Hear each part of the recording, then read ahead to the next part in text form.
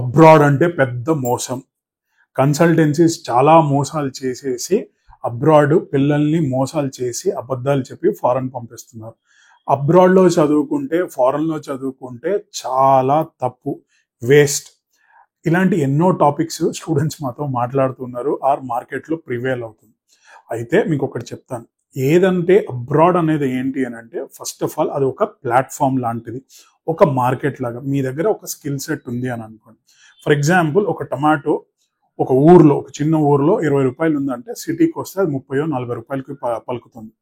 మీ దగ్గర పలానా ఒక ఐటమ్ ఉంది అని అనుకోండి, ఒక ఏరియాలో ఒక ప్రాపర్టీ ఉంది, అదే మెయిన్ ఏరియా ప్రాపర్టీకి వస్తే ప్రాపర్టీ రేట్ పెరుగుతుంది. సో ఏరియా వైజ్ మార్కెట్ పెరుగుతుంది. అలాగే మీ దగ్గర పలానా స్కిల్ సెట్ ఉంది, ఐటీఓ, ఇంజనీరింగోనో, సివిల్ ఇంజనీరింగో, రకరకాల మేనేజ్మెంట్, అకౌంటింగ్, ఇలాంటి ఏవైతే స్కిల్ సెట్ ఉందో ఇండియాలో 20,000 నుంచి 1,00,000 రూపాయల వరకు మీకు శాలరీ ఇస్తున్నారు అనుకోండి.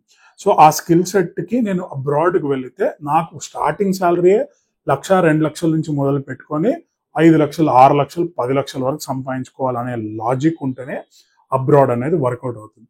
డైరెక్ట్ వర్క్ పర్మిట్స్ తీసుకోవాలంటే political, lot of visa issues and all those things ఉన్నాయి కనుకనే స్టూడెంట్గా వెళ్తేనే అక్కడ లోకల్గా మీకు ఒక అడ్రస్ దొరుకుతుంది, రెఫరెన్సెస్ దొరుకుతాయి, కన్సల్టెన్సీ మోసం చేశాడా లేదా అనే దానికన్నా ఒక అఫీషియల్ ఛానల్ దొరుకుతుంది. మీలో ఓపిక లేకపోతే, మీలో చదవాలనే గుణం లేకపోతే అబ్రాడ్ వెళ్ళటం శుద్ధ waste. There is no short cuts for success. ఇది నేను ఖరాఖండిగా చెప్తున్నాను. ఎవరైతే స్టూడెంట్స్ ఒక ఛానల్ చెప్పగలుగుతాం, ఇప్పుడు టక్ మని, నేను చాలా రీల్స్ చూసాను ఏంటంటే 24 అవర్స్లో మీకు ఆఫర్ లెటర్ ఇస్తాం, 10 డేస్లో వీసా ఇచ్చి పంపించేస్తాం, మా నుంచి ప్రాసెస్ చేసుకుంటే ఫ్లైట్ టికెట్ ఇస్తా, సూట్ కేసు ఇస్తా, కొత్త బట్టలు కొనిస్తా, తల్లిదండ్రులను తిరుపతి పంపిస్తా, తిరుమల పంపిస్తా, ఇలాంటి స్కీమ్స్ ఆఫర్స్ చేస్తే పెద్ద బహ్రా అయ్యేది మీరు.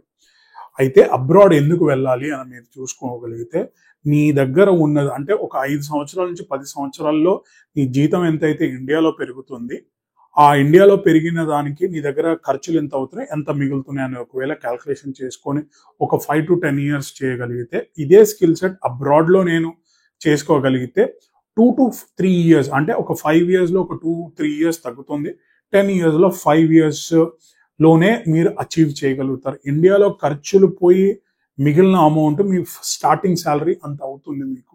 So you will earn better. ఎందుకంటే అబ్రాడ్లో మీకు యావరేజ్గా క్యాల్కులేషన్ చేసుకున్న స్కిల్ సెట్ తీసుకున్న ఒక 40 lakhs, 30 lakhs, 50 lakhs, 70 lakhs per year సంపాదించుకునే వాళ్ళు ఉన్నారు. కానీ ఎవరికి?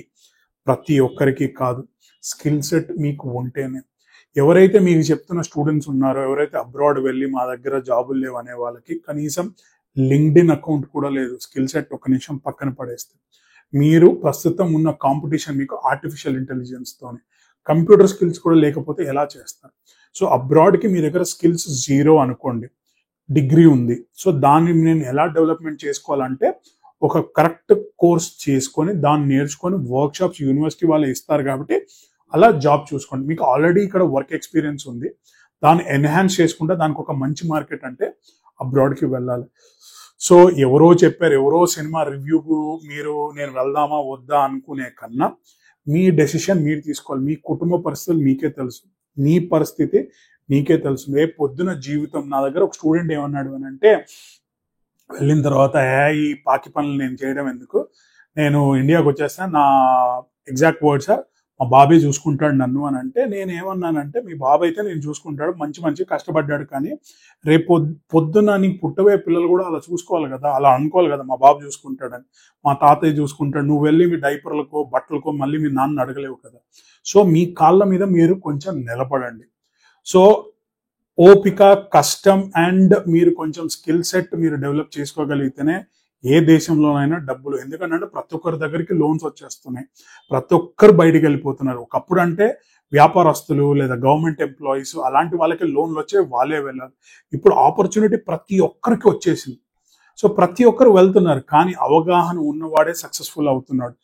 ఏదో మనం టికెట్ బుక్ చేసుకొని ఇక్కడ నుంచి అక్కడ చేరిపోతే, లేదా రాజమండ్రి నుంచి హైదరాబాద్కి వస్తే, హైదరాబాద్ నుంచి బెంగళూరు పొట్టిగా బుక్ చేసుకుంటే ఎవడు సక్సెస్ఫుల్? కష్టపడే గుణం ఉండాలి.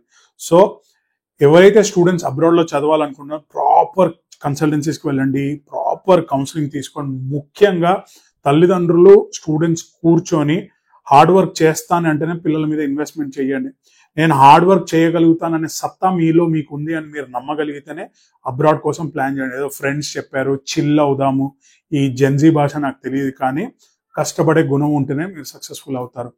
Rest all is up to you. I wish all the best for the future of the young children and young students right now. Thank you.